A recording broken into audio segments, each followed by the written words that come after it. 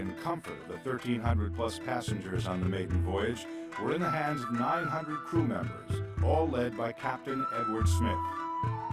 The vast majority of the ship's crew handled the hundreds of mundane tasks that kept Titanic's floating town in operation.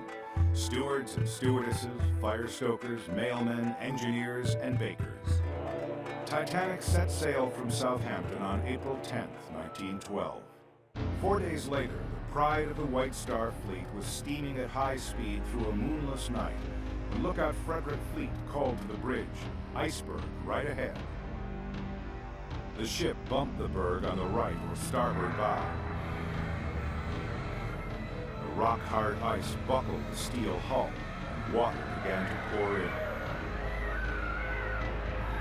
The unthinkable was happening, fast.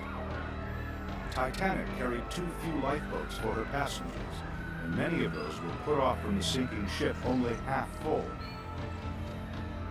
In a little more than 2 hours, the ship that couldn't sink went to the bottom, taking more than 1,500 lives with it.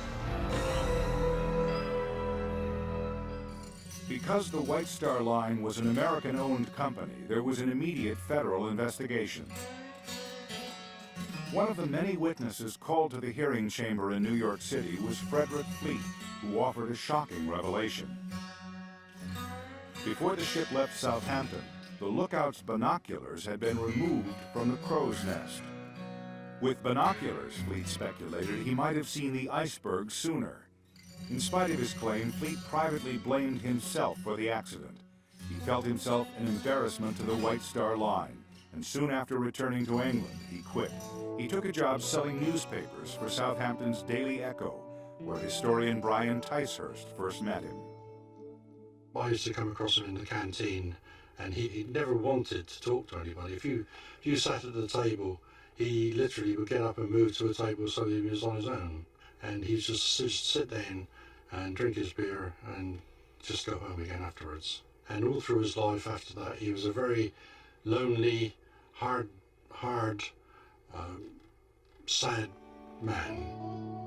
In December 1964, Fleet's wife died. He was devastated.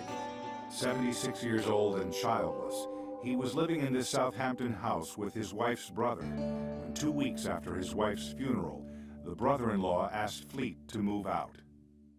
So he said, "Okay, I'll be gone in the morning." And he was gone in the morning, but he wasn't gone because they found him dangling from the apple tree out in the back garden. And that was the end of Frederick Fleet. Frederick Fleet was buried in an unmarked pauper's grave in Hollybrook Cemetery in 1965.